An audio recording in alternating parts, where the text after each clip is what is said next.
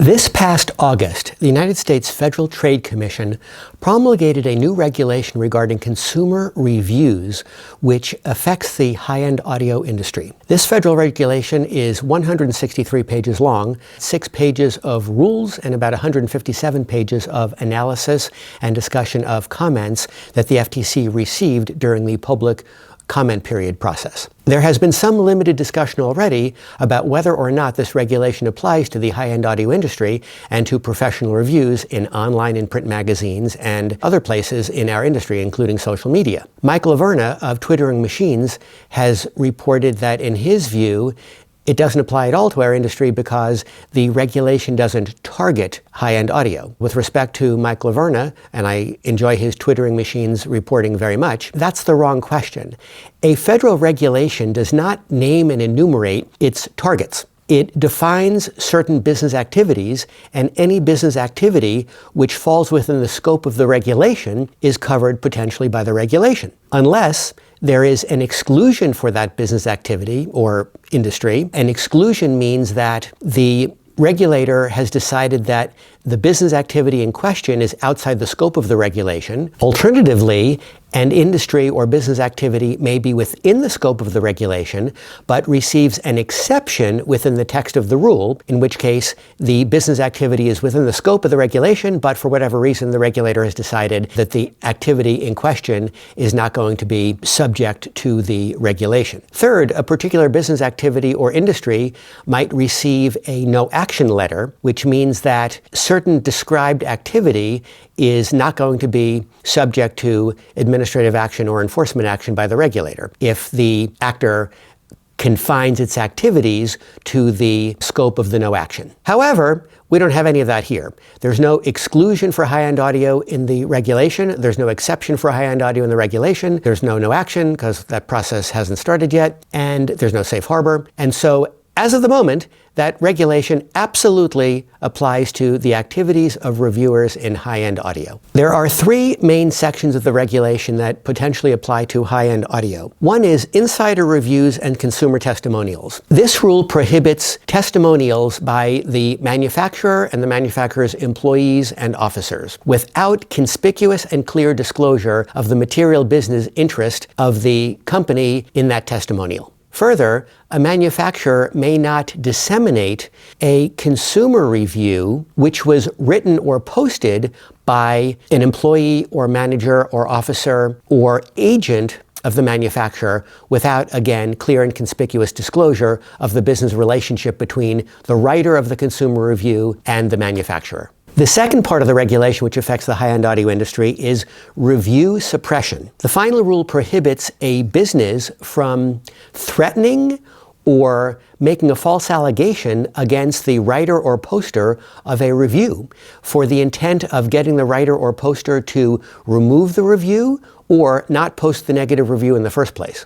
I think the rule against suppressing reviews would have attached to DCS's conduct in the Cameron Oatley DCS affair a couple of months ago regarding Cameron's review of a DCS DAC. So I think it's actually good from the point of view of reviewers that this protection exists to dissuade manufacturers from trying to improperly influence the reviews of third-party reviewers. The third part of this new regulation, which affects the high-end audio industry, is the part that's most interesting to me.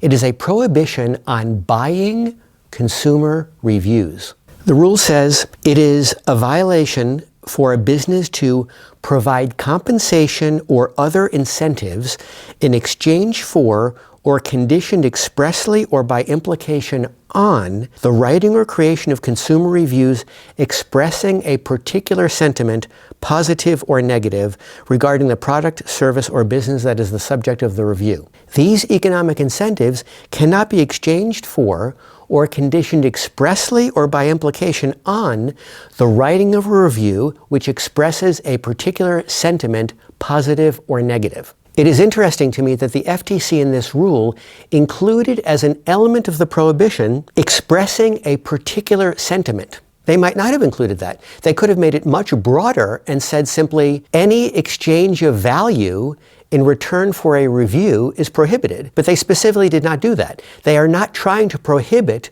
the purchasing of reviews. What they are trying to do is prohibit the purchasing of a review whose understanding is conditioned upon the expression of a particular sentiment. Presumably, manufacturers want positive reviews. So this, I believe, is the element by which most reviewers, if not all reviewers, will consider themselves to be acting outside of the prohibition of the rule. This does leave a lot of leeway for magazines and reviewers to circumvent the rule. What is the likelihood of a reviewer publishing one negative review, let alone a series of reviews, and continuing to expect that manufacturer to advertise in the magazine, or continue to give the reviewer accommodation discounts, or continue to give the reviewer long-term loans? I suspect there is, and will continue to be, an extremely strong correlation between positive reviews written by reviewers, positive reviews published in the magazines, and the continued provision of advertising revenues, accommodation discounts, and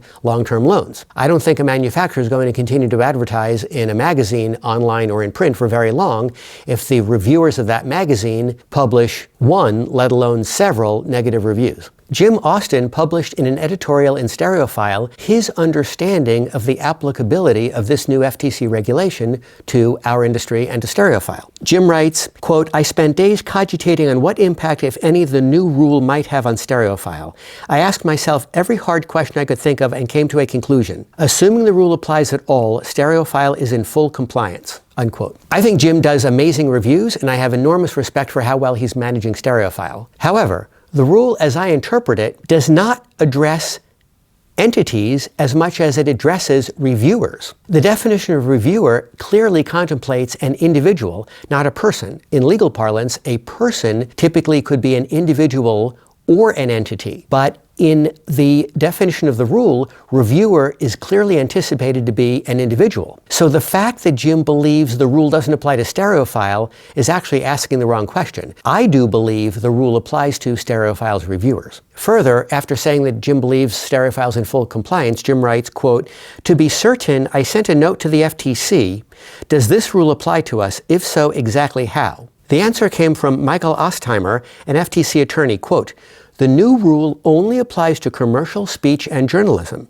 It does not apply to your publication," close quote. I know from interacting with regulators in a prior career that the answer you receive from a regulator is almost entirely dependent upon the fact pattern you present to it. Hopefully, Jim explained in excruciating detail the exact business model of Stereophile and the manner in which its advertising revenues come from the manufacturers whose components are reviewed by Stereophile's reviewers and published in Stereophile. There is one other interesting provision of the regulation I wanted to point out: the definition of celebrity testimonial.